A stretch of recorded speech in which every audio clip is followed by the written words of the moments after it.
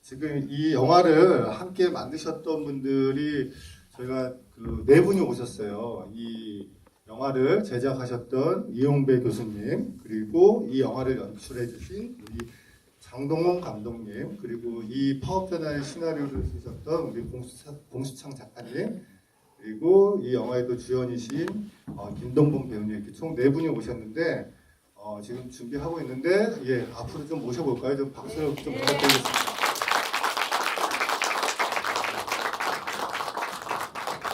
안녕하세요. 많이 끊었죠. 30kg 정도 또 몸무게가 쪄가지고 요새 관리는 하고 있는데 30년 전 영화였기 때문에 저 20대 이제 초중반 시절이었고요. 지금 50대 초반입니다. 저 한수 역할을 맡은 김동범입니다. 반갑습니다. 안녕하세요.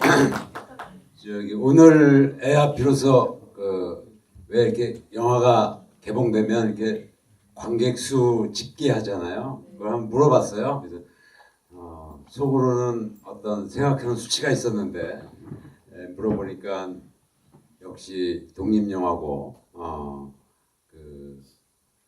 어벤져스는 아니다.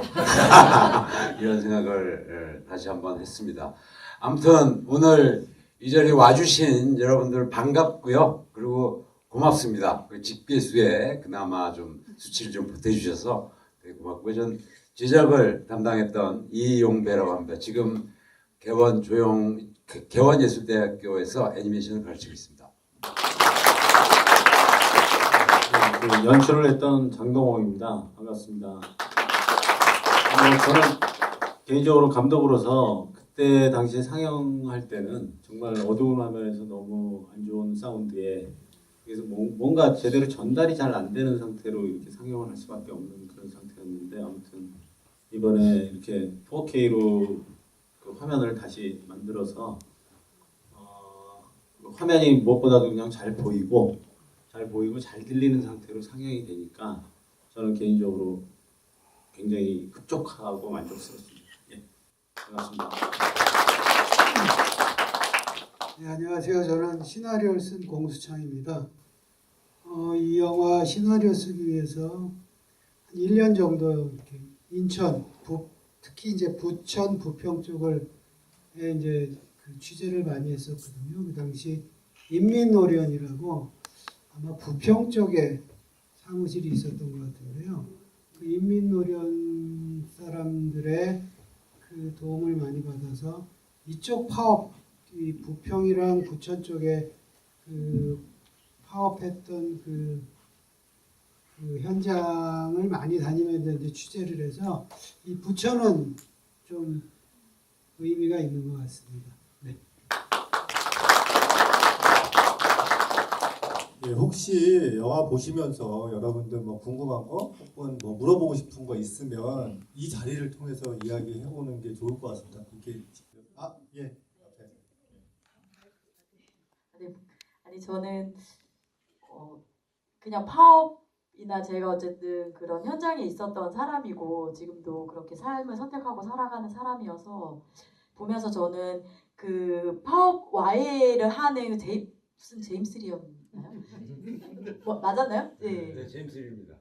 네, 그분이 그때도 있었고 활동을 하고 그런 사람들은 조합에서, 그러니까 회사에서 계속 고용을 하면서 그분들의 연봉이 계속 올랐다 뭐 이런 뉴스를 제가 봤던 것 같은데 그 실제 사례를 또 보고 나니까 화가 나면서 짜증이 나면서 이 진짜 사측의 사람들의 머리를 이렇게 이용하는 사람들이 되게 많고 그분이 어쨌든 뭐 이름에서 보여지는 외국에서 공부를 했던 사람인 것 같은데 지금 현재에서도 계속 지금도 존재하고 있는 인물이어서 좀 되게 속상하고 화가 났던 장면이었던 것 같아서 그 말씀을 좀 드리고 싶었던 것 같고 혹시 그게 그 전에도 계속 이런 사례들이 80년 전에도 계속 있었던 건지 얘기를 혹시 좀 듣고 싶습니다. 그 80년도 이전에는 그 뭐 동일방직이나 이런 그 특히 이제 저 구로공단 쪽 이제 그 사례들을 많이 했었는데 이렇게 지능적이지는 않았던 것 같아요. 굉장히 이렇게 좀 아주 그냥 단순하고 단세포적이었던 것 같고요. 이게 이제 계속 이렇게 좀 진흥화되는 것 같아요. 그래서 지금 저는 이런 사실 이게 개인적으로 파업자가 상영된다 그랬을 때 이렇게 썩 뭐 이렇게 기쁜 마음만은 아니었어요. 이렇게 이제 정말 여러 감정이 교차했는데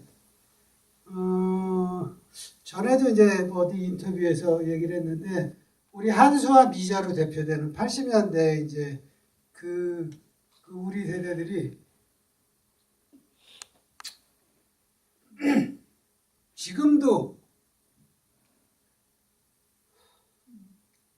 뭐 김영균이나 이런 친구들을 보면 사실 개인적으로는 별로 기분이 안 좋았습니다. 이 파업전야가 그냥 어떤 화석으로 남기를 아니면 그냥 영화 사적으로 남기를 바랬는데 야 어쩌면 그때가 더 인간적이었구나라는 생각이 드니까요. 그러니까 정말 그때 한수나 미자 그 세대들이 바로 여러분 세대들이 우리 자식은 이런 걸 당하지 않게 하기 위해서 뭐 대학도 보내고 뭐도 했지만 결국은 또 똑같은 이런 상황들을 보면서 그래 좀 굉장히 만감이 교차하고 그랬습니다. 죄송합니다. 제가 너무 감정이 격해져가지고. 제가 조금 제 배역인이 많지. 그리고 첫 질문이 바로 그 배역에 대한 질문이어서 아마 그 당시에 제임스 리로 대표되는 일종의 파괴 공작자들 그 사례가 있었습니다. 그때도 그러니까 이게 현대중공업이나 이런 식의 굵직한 그런 노조 같은 부분에는 뭐 아주 악랄하게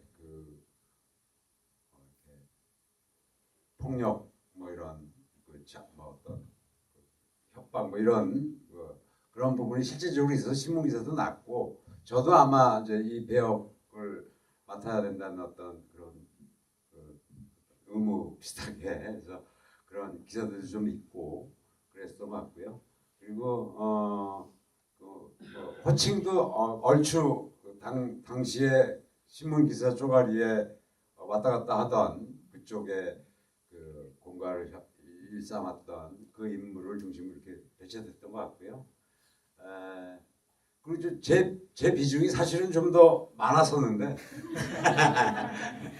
아마 판단 이런 연출부들의 판단 속에서 많은 부분들이 잘렸다는 비화도 좀 전달해집니다. 그러니까 아주 순전히 연기력 탓입니다. 전문적인 연기를 수련하지 못했기 때문에 그랬던 것 같습니다. 그런데 뭐 얼추 이런 파업전야의 스토리들, 정황들을 이렇게 이끌어가는 데는 상당한 꼭 있어야 될 그런 배역인 것만 분명했던 것 같습니다.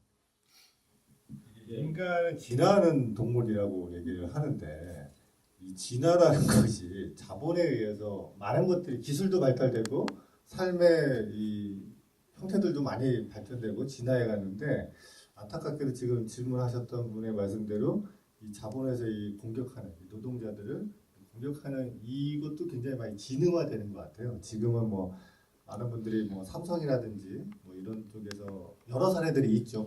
구체적으로 일일이 열거하지 않더라도 그리고 지금 이제 우리 홍차 작가님께서 말씀하셨듯이 지금은 또 우리가 이 비정규직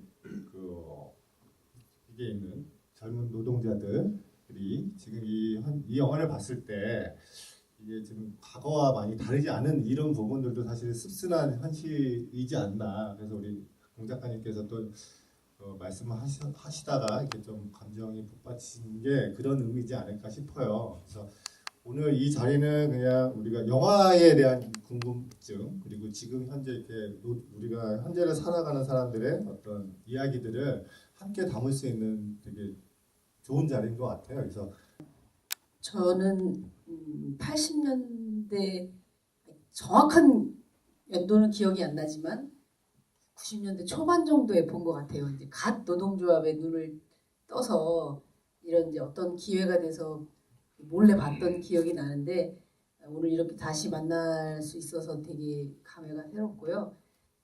간단한 질문과 하나 이제 두 가지를 드리고 싶은데 배역들이 이제 지금도 활동을 하고 계시는 영화배우도 계시고 고동업 그분 같은 분은 당시에 그 영화 아니, 연기하시는 분들이 약간 좀 어설픈 느낌이 들어요. 그래서 혹시 전체가 다 배우셨는지 아니면 아니신 분도 계셨는지 요거 하나 여쭙고 싶고요. 또 하나는 이제 이 영화가 그 당시에 상영되는 것조차를 못하게 해가지고 막 어디서 몰래 보다가 뭐 침탈당하기도 하고 이랬다고 들었는데 이제 제작하신 분이나 아니면 관련된 이 영화와 관련되신 분들이 당시 정권이나 자본으로부터 분명히 탄압이 있었을 것 같은데 어떤 어려운 고초를 겪으신 건 없는지 여쭙고 싶고요. 하여튼 이런 영화 만들어 주셔서 감사합니다.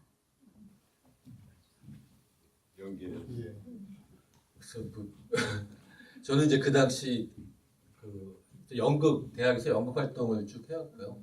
연극 배우도 하고 연출도 하고 뭐 했는데 이제 어느 날 갑자기 뭐 선배님이 너 영화 좀 출연해 볼 생각 없니? 그래서 저를 이제 비디오 카메라에 담아가서 너 일주일 후에 캐스팅 됐다라고 했는데 그래서 뭐 좋았죠. 저는 이제 그때 4학년 2학기 때쯤이었는데 그리고 나름대로 이제 문화운동에 대한 고민을 좀 하면서 연극으로 풀어나가려고 했던 와중에 이제 영화라는 다른 매체들을 접한다는 게 일단 좋았고 그다음 두 번째로 저는 이제 그 당시 이제 뭐 살았기 때문에 86년도, 87년도 이렇게 넘어가면서 노동자 투쟁들이 막 올랐는데 그게 그 앞서의 그 민주화 운동보다 호원투표부 독재자도 그거보다 확 꺾여지는 것들을 했을 때 아 이걸 뭔가 작품으로 해보고 싶다라는 욕구도 있었는데 뜻하지 않게 영화 하시는 선배님들이 그걸 소재로 해서 역할을 주신다고 하니까 좋아라 갔습니다. 근데 그 주인공 노동자 한수혁인지 몰랐고요. 일단 뭐 연기 이걸 떠나가지고 그 삶을 과연 제가 과정에서 충분히 이해하고 표현할 수 있을까는 그때도 엄청나게 힘들었던 거고 그 이후에도 계속 그래가지고 파업초년가 자꾸 화제에 오를 때마다 좀 도망치는 그런 경향도 있었고요. 근데 당시 어쨌든 그 촬영 현장에서 공장에서 한 2주간 이상 촬영을 했었는데 그때 이제 많은 엑스트라 분들이 대학에서 영화를 전공하고 있거나 활동하고 있는 분들과 그다음에 현재 그 직장 폐쇄된 사업장에서 그 직장을 사수하고 계신 노동자분들과 이런 사람들이 이제 어우러지고 그다음에 주요 이제 대사 있는 배우들은 연극판에서 활동하시는 분들 순수 진짜 아마추어도 있지만 대충 그래도 아마추어적인 연극을 하든 프로적인 연극을 하는 분들과 그다음에 전문 연기자로서 텔레비나 영화에 이렇게 나오셨던 분들인데 당시에는 그랬습니다. 그 배우분들도 지금 이제 돌아가신 분 중 한 분이 배우분이 돌아가셨는데 1년에 300만 원 번대요. 저도 이제 깜짝 놀랐죠. 근데 최근에 저도 대학 내 연극을 했었는데 후배들도 역시 1년에 300만 원 번대요.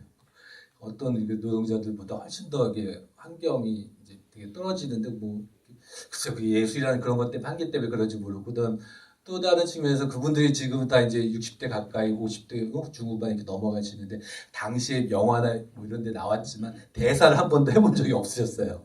근데 이제 이걸 통해서 대사도 후시 녹음이라고 이제 뒤에 녹음도 하고 하면서 모르겠어요. 내용적으로나 팀워크적으로도 되게 상당히 많이 배우들끼리 서로 이렇게 깨달은 바도 있었고 그게 현재 지금 활동하시는 분들에서 되게 유의미하게 영향을 미치고 있는 부분들이 있고 또 그렇지 않으신 분들도 있고요.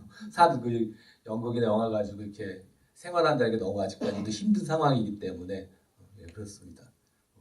그 외에는 대부분 연극 배우들이었고요. 연극 배우들이었고 그 까불까불한 재만이 역할 있지 않습니까? 맨날 나이트 다니고 하는 그 날라리 그 친구 정도만 KBS 탤런트였어요. 그리고 나머지들은 대부분 그 동범 씨가 말씀한 것처럼 그 연극 배우들이거나 아니면 저희 주변에 있는 그냥 후배들이거나 연기를 전혀 모르는 또는 그 공장에 있는 노동자분들이 도와주시고 출연해주시고 그런 형태로 이렇게 이루어졌죠. 고초를 겪으시니 그 얘기는 여기 우리 수배 당하신 그러니까 이게 전력이 있는 집단이었거든요. 그러니까 오 꿈의 나라라고 이 영화보다 앞서 만든 장편이 하나 더 있었는데 그것은 광주를 다루는 그런 내용이어서 정권에서 아주 민감하게 막았었죠. 상영을 못하게. 그리고 이제 법에 걸어서 당시 그 장사공배 대표였던 지금 돌아가신 홍기성 감독을 영화법으로 걸어놓은 상태거든요. 근데 그 집단이 또 영화를 만든 거예요. 그것도 민감한 노동 문제를 다룬 영화를 만들어서 그 저희가 개봉한다 이렇게 예고할 즈음에 그 신문에 그 어떤 기사 같은 것들이 그렇게 떴죠. 뭐 삼자 개입 금지법이라든가 뭐 그런 어떤 선전선동 뭐 이런 부분에 불온 단체다 뭐 이런 식으로 그러니까 말로써 압박을 먼저 좀 가하면서 저희가 더 이상 활동을 못하도록 이렇게 엇박을 줬는데 저희는 이제 오 꿈의 나라 때 그런 어떤 탄압, 그런 상영, 그런 그런 막는 그런 행위에 어떻게 대처할까를 조심스럽게 준비했었거든요. 그래서 상영 그런 식으로 이제 압수수색 같은 게 들어오니까 저희가 그 영화 재단체, 그것도 전국 단체에 다 연락을 해서 같이 모여가지고 공동으로 이 상영을 분쇄하자. 그리고 좀 그나마 조금 안전한 대학가에 들어가서 상영을 전개하자. 그래서 그 상영투쟁 그 위원회 같은 그 전국 단위의 조직을 만들어서 그 단위에서 이제 대학가로 들어가서 지역은 지역 그런 대표성 있는 단체가 책임을 지고 그런 식으로 해서 그 탄압을 이렇게 분산시켜낼 수 있었고요. 그럼에도 불구하고 이제 민감한 얘기니까 또 노동자들이 이런 부분들을 좀 막 보려고 막 하기 때문에 뭔가 문제가 생길 거라고 생각돼서 그 대대적으로 막는 그런 봉쇄하는 그런 조처를 취하죠. 그런 봉쇄가 지나쳐서 전남대 같은 광주 전남대 같은 경우에는 이렇게 밖에서 교문에서 이렇게 대치하는 정도에 그치는 것이 아니고 상영전을 밀고 들어와서 캠퍼스를 밀고 들어와서 막 다연발 폭구도 막 쏘고 그러면서 그 와중에 학생 하나가 쉘터에 턱을 맞기도 하고요. 그리고 뭐 말씀 아시겠지만 노동자가 봤다는 이유로 노동자를 연행하기도 했고요. 그리고 막 조사도 하기도 했고 다음에 이런 영사기며 그 관련 상영 관련 기구들 같은 것도 뺏기도 하고요. 다음에 상영장은 그러니까 뭐 약간의 뭐 그런 정식적인 영화 상영관은 아니지만 그런 공연장 같은 데도 이렇게 조그맣게 특대 공연 취소를 한다거나 이런 게 전국으로 쫙 걸쳐서 마구 일어났죠. 그래서 대단히 그 영화를 본다는 행위가 무슨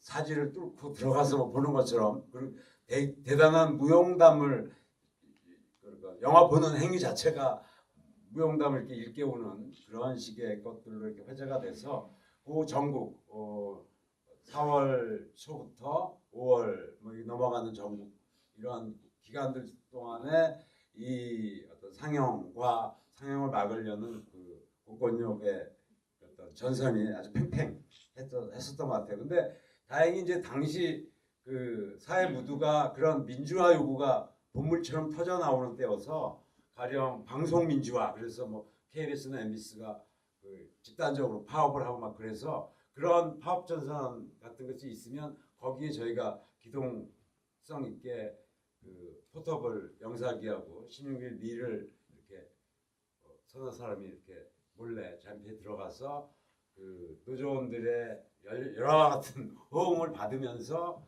그 뭐 불편한 상영 시스템을 만들어서 이렇게 상영 틀기도 했죠. 그리고 이제 그런 것들을 진행하는 과정 속에서도 저희도 이제 암만해도 이게 그 계속 압박이 몰려오고 들어오고 나중에는 이제 기소 재판 이런 것도 대비해야 되기 때문에 그런 부분에서는 민변 쪽 변호사님하고 조심스럽게 접촉을 했는데 민변에서 좀 영화를 한번 보자.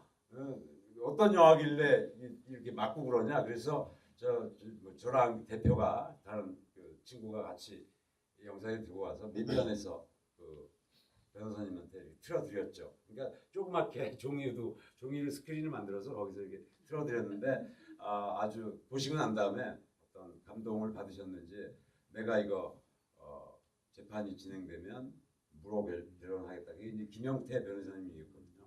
그렇게 일정하게 민중적 노동자의 지원과 학생들의 그 보호 속에서 그러한 한 3, 4개월 정도의 상영 투쟁 국면들이 전개되기도 했었죠. 예. 위장 취업 배절 위장 취업 학생이 그 위장 취업을 이제 하려고 그 동성서랍에 처음 입사해가지고 첫날이 이제 그 환영회 때라고 이제 저희가 볼 수 있는데 그때 노래를 시키는데 노동자의 길이라는 노래를 부르더라고요. 예. 근데 동성서랍이라고 하는 그 공장 분위기를 보니까 아직 뭐 노동조합도 만들어지지 않고 상당히 조심스러운 상황인데도 불구하고 첫 자리에서 그런 노래를 부른다라는 게 좀 보면 그때 당시가 원래 그런 상황이었었는지가 좀 궁금하더라고요. 또 하나는 이게 아마 영화를 만들어지고 나서도 30년 동안 그 정식적으로 개봉을 못한 이유가 어떤 그런 정치적인 탄압을 받았던 걸로 알고 있었는데 이게 그 영화 장소가 세트가 아니고 공장이더라고요. 그럼 그때 당시에 어느 자본가가 이렇게 장소를 제공해 준 건지 아니면 그냥 몰래 들어가서 촬영하신 건지 그것도 좀 궁금하더라고요. 이제 그 촬영 그 장소는 로케이션 장소는 우리 장동원 감독께서 이제 잘 말씀을 해주실 거고요. 아까 이제 이제 위장 취업한 그 친구가 처음에 그런 자기 신분을 노출하는 그런 노래를 부르게 한 건 뭐냐면 이제 그게 좀 어려운 말로 하면 이제 그 영화적인 그 현실과 그러니까 사실의 현실은 틀리거든요. 근데 사실은 조금씩 이렇게 이제 그걸 쌓아가는데 우리가 1시간이면 1시간, 뭐 1시간 반이면 1시간 반 안에 그 이야기를 녹여내야 되니까 여기선 좀 빨리 갈 필요가 있었던 거예요.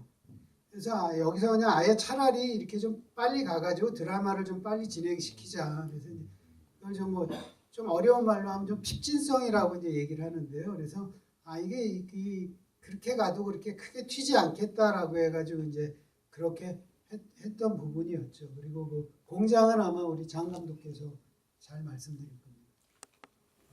그때 저희가 취재를 다니면서 그 부평 5공단에 한독금속이라는 데를 갔는데요. 그때 한독금속은 이제 정상 조업 중일 때죠. 그래서 이제 노조 간부의 안내를 받아서 저희 몇 사람이 들어가서 그냥 잠깐 본 거죠. 근데 너무너무 좋더라고요.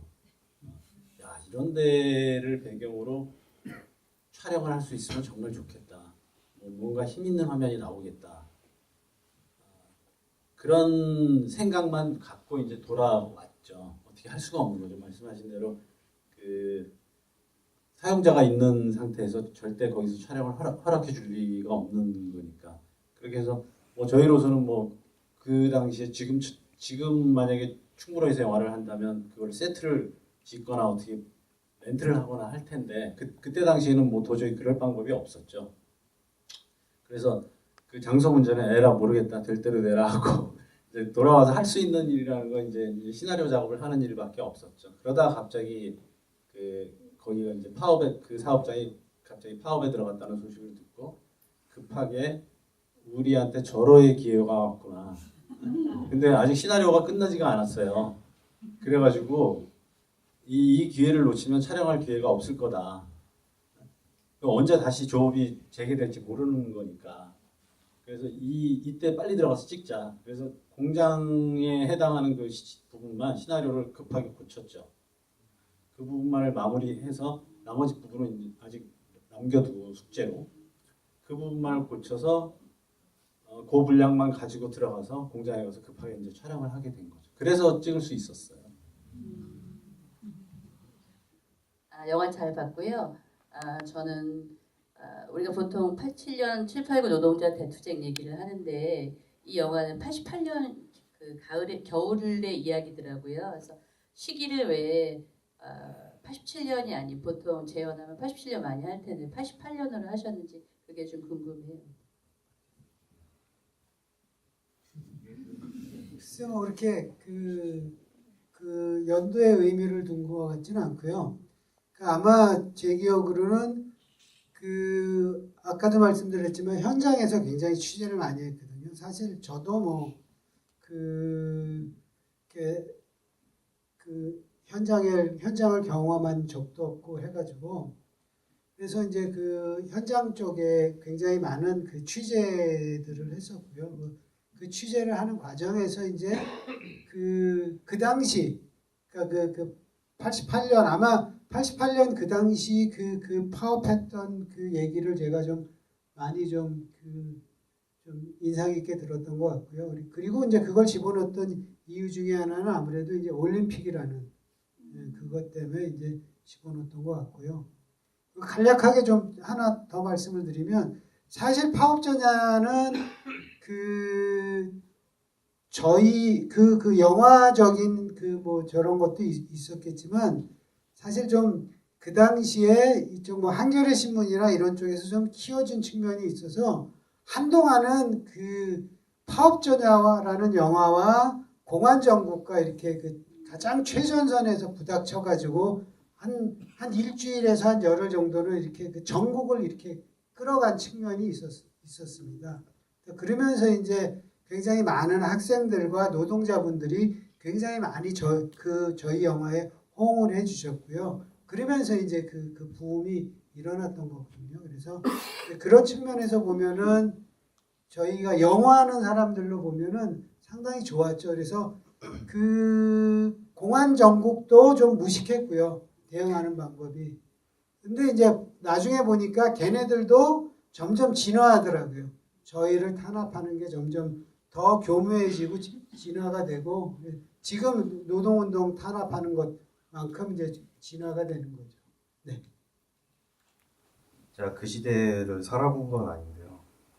영화 보니까 되게 시대상이 되게 암울하고 또 당연히 이 영화를 찍었을 때 이 영화가 당연하게도 탄압될 거라고 예상이 되는 영화였는데요. 왜 유머나 풍자 같은 걸 안 쓰고 날 것 그대로 이렇게 하셨는지가 좀 궁금합니다.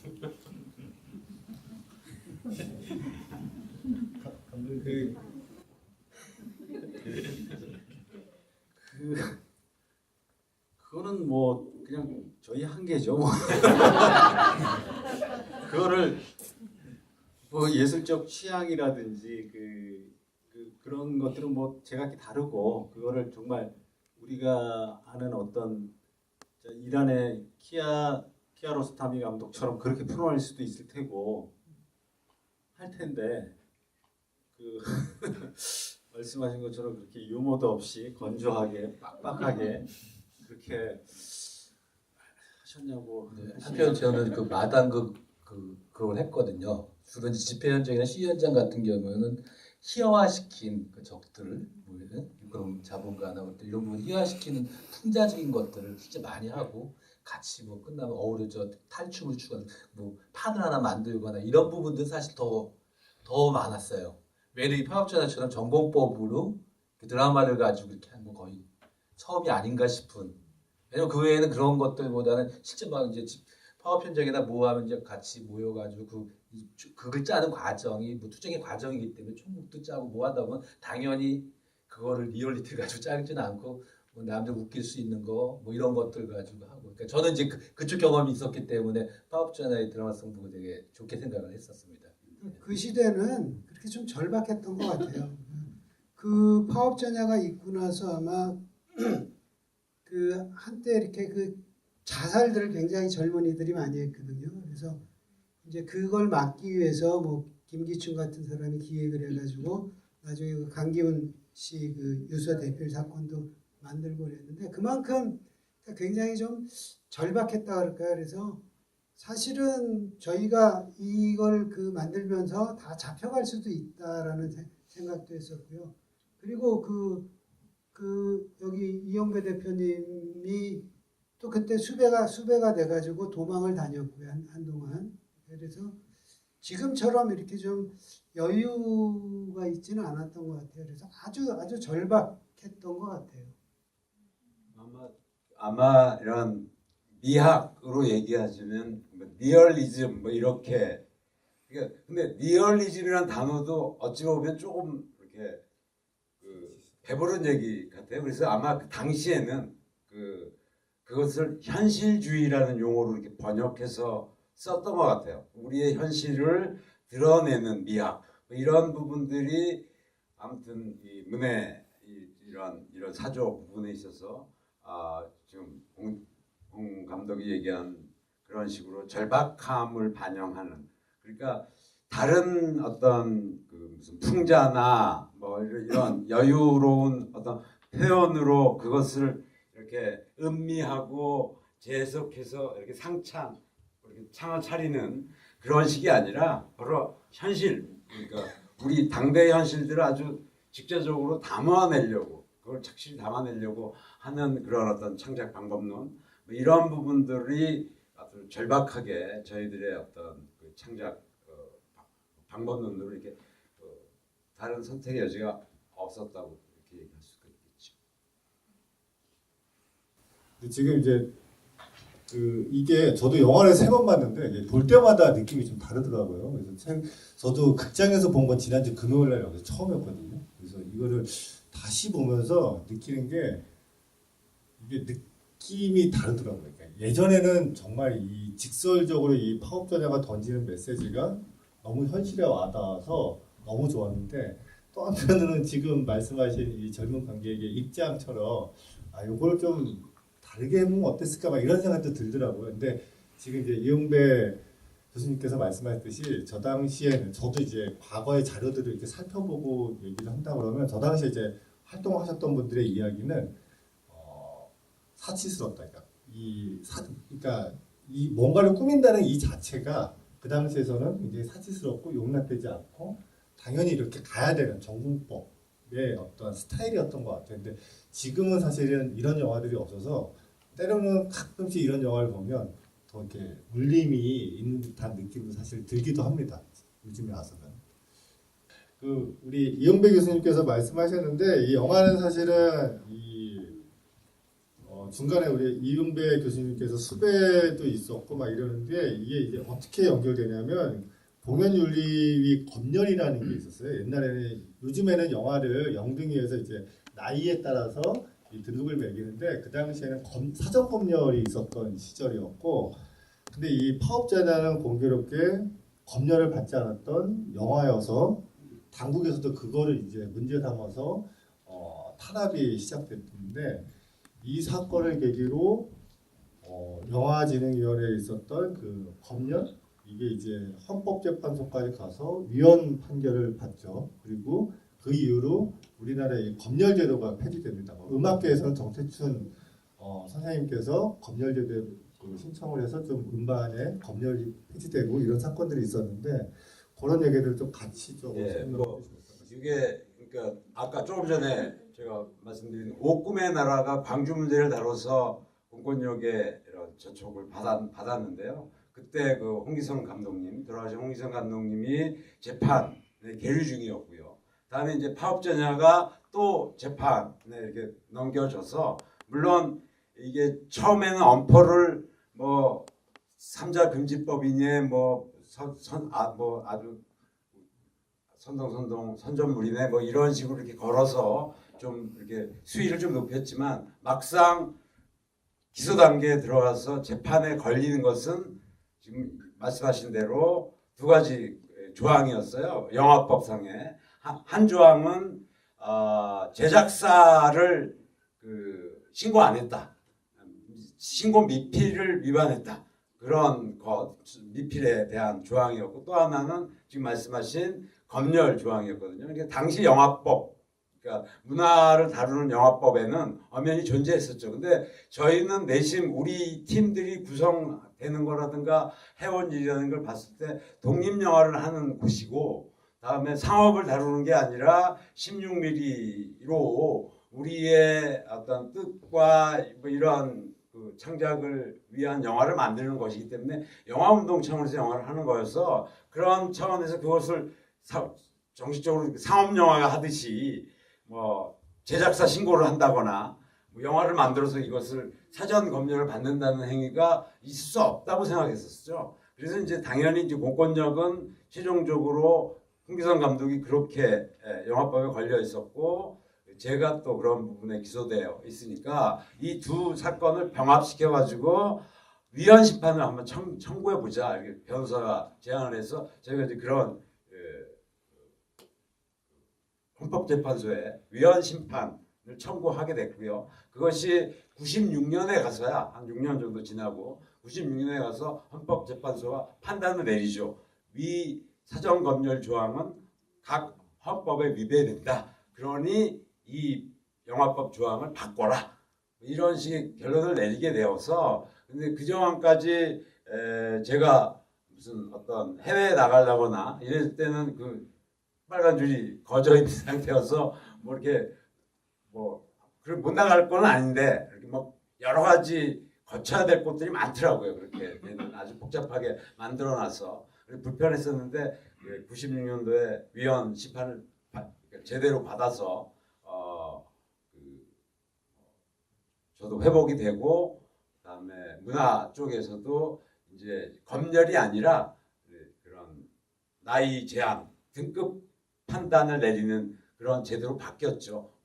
문화적 그런 위상들이라든가 형편들이. 그러니까 그렇게 된 이유는 아마 저희가 잘 만들어서 뭐 이런 것이 아니라 당시 이런 영화들을 지켜내려고 했던 대중들, 노동자를 포함한 학생, 그다음에 그런 대중들이 이것을 당시 뭐 비공식 집계로 뭐 30만 이상의 그 어떤 파워가 미중 파워가 이것을 지켜냈기 때문에 그런 어떤 힘의 어떤 베이스 힘의 토대를 가지고 그 문화를 제대로 민주화시킨 문화적 제도를 제대로 민주화시킨 그런 또 하나의 어떤 쾌거일 수 있거든요. 영화의 성과이기 보다는 영화 자체의 성과이기보다는 그것이 만들어낸 문화적 칭의에서의 그런 어떤 문화적 전반의 한국 문화적 위상들을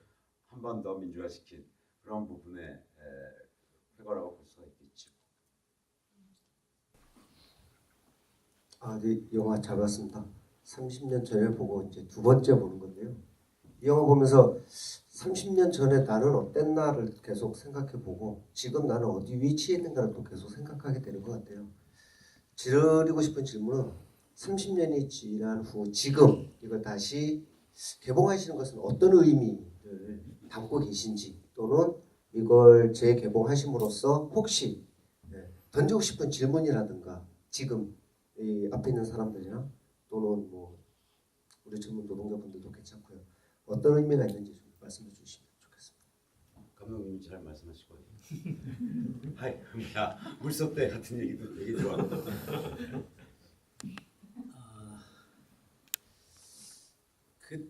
그때 저희가 아까 우리 공수장 감독이 그 취재를 많이 했다는 얘기를 했잖아요.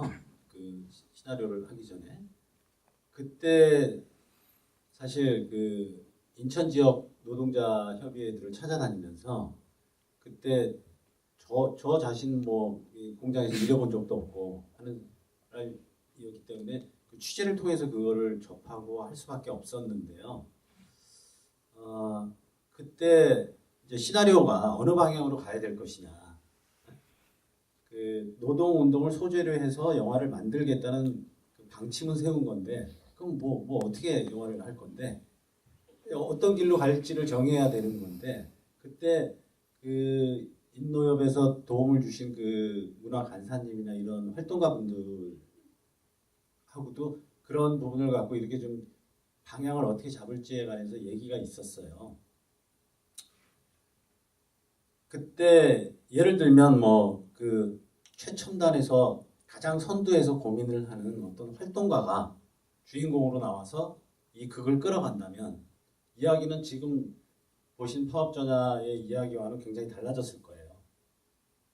그리고 뭐 예를 들면 깡패가 주인공으로 나올 수도 있는 거고, 그렇게 방향을 잡아가는 시점에 그때 우리가 정한 거는 뭐 그렇게 갈 수도 있지만 현재 그 대다수의 그 미각성 노동자들이 많았기 때문에 그 사람들의 어떤 그 각성을 좀 유도하거나 아니면 그 촉진시킬 수 있는 그런 어떤 근본적인 이야기, 그런 이야기에 집중하는 게 좋겠다. 그래서 주인공이 미각성 노동자가 이제 나오게 된 거예요. 그리고 그러다 보니까 이제 자연스럽게 그 사업장도 아직 노조가 만들어지지 않은 그런 사업장에서 이렇게 노조가 만들어지는 과정을 다루는 걸로 그렇게 얘기가 정해졌고요. 근데 지금에 와서 30년이 지난 지금에 와서 이렇게 돌이켜 생각해 보면 그게 가장 근데 근본적인 문제였던 것 같아요. 제가 판단하기에는 이게 결국은 사용자와 자본가와 노동자 두 진영의 문제인 거고, 결국은 거기서 이제 두 진영이 붙어서 싸우는 이야기인데, 그게 뭐 그때나 지금이나 사실 똑같잖아요. 사실 똑같은 거고, 지금 뭐 삼성이나 보면 다 똑같은 거고, 결국은 형태만 바뀌었을 뿐인 그런 상태에서 똑같은 두 세력이 대립하면서 거기서 빚어내는 어떤 각종 이제 일이 벌어지는 건데, 그런 측면에서 사실은 뭐 그때나 지금이나 사실 달라진 게 크게 없다는 그런 생각이 들어요. 저 같은 경우. 저희가 지금 21세기에 이 30년 전 영화가 어떤 의미가 있을까라는 그 생각은 저도 많이 했는데요. 그러니까 30년 전에 그 노동과 자본의 그 대립이랄까 뭐 이런 것들은 저희가 이렇게 썩 잘 그리지 못했지만 어느 정도 그린 것 같은데, 지금 지금 21세기의 그 노동과 자본의 이 대립이나 이런 힘의 균형은 그때보다 더 무너진 것 같거든요. 근데 이제 이거에 대한 숙제는 지금 젊은이들이 이제 해 나가야 될 것 같고요. 그래서 이 무너진, 특히 이 자본 같은 경우는 너무 그 진화가 너무 그 교묘하게 잘 돼가지고 지금 엄청나게 지금 저는 이 노동이 많이 무너졌다라고 보거든요. 그래서 이 문제를 어떻게 할 것인가, 그래서 이 문제를 지금 이 21세기에 사는 그 젊은이들이 저는 좀 해줘야 되겠다라는 생각이 들고요. 우리 여기서 조금만 외곽으로 나가도 다 외국인 노동자들이잖아요. 그 친구들은 또 어떻게 할 것이고, 그 친구의 어떤 그 노동권이라든가 이런 것들은 우리가 어떻게 해야 될 것인지. 그래서 저는 30년 후에 제가 살아있을지 뭐 어떨지는 모르겠지만 30년 후에 노동과 자본은 어떻게 대치를 하고 있을까라는 생각을 해보면 좀 이렇게 머리가 쭈삣쭈삣 쓸 때가 많이 있더라고요. 예. 이런 질문을 이제 몇 차례 인터뷰 때 받았을 때 딱히 이제 전체적인 뭐 영화사적이나 사회운동 부분에서 드릴 말씀은 또 있다 하더라도 얘기한다는 게 그다지 의미가 없다는 생각을 가졌었고요. 그냥 어쨌든 이렇게 정식 개봉이라는 형식으로 이 영화가 자이드 타이에서 꺼내졌는데 여기서 이제 일단락 저라 이런 거인 것 같아요. 의미가. 그러니까 이제 공숙한 작가님이나 혹은 여기 앉아 계신 분들이나 보시고 이제 느끼신 것들이 다 있을 거라 생각이 드는데요. 그게 뭐 그것도 영화를 만들 것도 아니고 삶의 이제 이런 부분들일 건데, 그게 이제 30년 전 이게 요 정도쯤에서 한번 어쨌든 저마다의 좀 차이가 있는 현대적 의미들을 살려서 각각의 장에서 의미가 있으면 사용하고, 저는 이제 제 딸이 고3, 큰 딸이 고3인데 이번에 봤어요. 시사회 때 처음으로. 예전에 이제 10년 전에 이게 DVD로 만들어졌을 때는 걔네들이 이제 초등학교 저학년 때여가지고 아까 미자하고 여관신 보고 깜짝 놀래가지고 텔레비를 비디오 이걸 꺼버렸는데 껐는데 이제 이번엔 뭐 다 커서 애들이 봤는데, 큰 딸이 이제 어쨌든 뭐 내용이나 이거나 환경이나 특히 고등학교 3학년이면 뭐 잘 모를 수 있는 분이 많잖아요. 근데 어쨌든 이 드라마가 주장하는 바가 아빠가 맡았던 역할이 나중에 같이 더불어 이렇게 뛰어나오는 장면을 보고 너무 잘 됐다.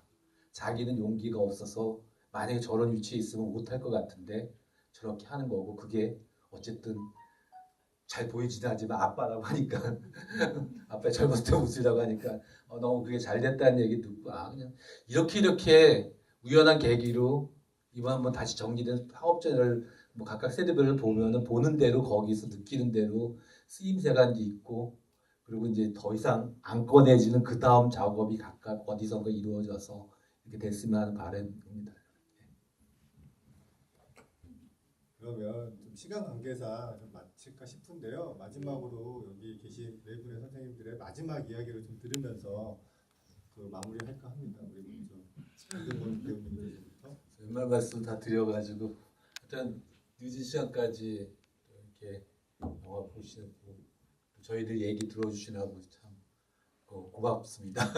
네. 나에게 좀 대학에 있어서 요즘 세대들하고 이렇게 같이 공부하고 있는데 그 친구들에게 처음에는 이거를 얘기를 안 했어요. 이게 뭐 너무나 구닥다리를 가지고 또 팔아먹는 것 같은 느낌이 들어서 얘기를 안 했다가 그 지금 이렇게 열기들을 느끼면서 이게 또 다른 사람들의 이야기구나. 그 한 100년 전 이야기나 1000년 전 이야기들도 우리가 충분히 서로 만들고 대화할 수 있듯이 사람들의 사는 모습들을 30년 전에 우리나라 현실에서 이렇게 꾸려졌던 이야기들이니까 그런 부분들을 요즘 세대들도 충분히 보면서 공감하면 좋겠다 이런 생각을 해서 아이들에게 2점 준다, 점수 2점을 더 준다고 해서 좀 바라 그랬는데 오늘 뭐 여기도 좀 안 나타난 것 같고 아무튼 그 요즘 그런 학생들도 젊은 세대들도 좀 보면서 아까 날카롭게 질문했던 관객처럼 뭔가 그 어떤 퀘스천이 되던 의문이 되던 또는 어떤 각성이 되던 또는 뭐 그냥 덤덤하던 그런 반응들을 이렇게 엮어내면 이게 또 커뮤니케이션, 소통할 수 있는 그런 기회가 되지 않나 이렇게 생각됩니다. 그래서 조금 뭐 좀 이렇게 봐줬으면 좋겠다 이런 생각들을 해봅니다. 이게 뭐 돈을 많이 벌자 뭐 이런 것이 아니라 30년 만에 이런 것들이 다시 한번 편안한 공간과 좋은 어떤 시스템 속에서 상영되니까 좀 보면서 제대로 사람 사는 모습들을 이렇게 변화되는 어떤 추이들 이런 것들을 좀 느껴가면서 또 다른 교훈 같은 것들을 이렇게 가졌으면 좋겠다 이런 생각을 해봅니다. 아무튼 찾아주셔서 감사합니다.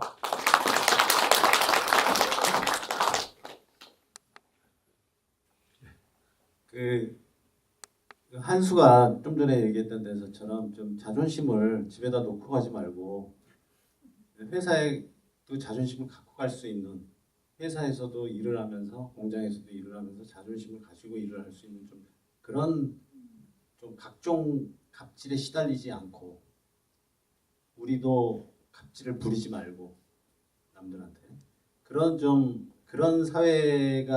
사회를 조금이라도 빨리 오게 앞당기게 하는데 좀 이 파업전야가 뭔가 좀 계기랄까 조그만 계기라도 됐으면 좋겠다는 생각입니다. 네, 어쨌든 저희 영화 보러 와주셔서 감사하고요. 돌아가시는 길 조심하시고.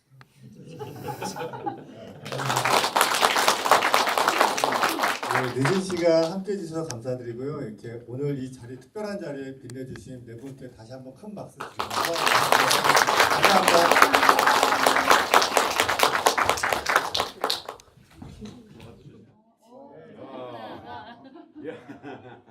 하나, 둘, 셋. 감사합니다. 네.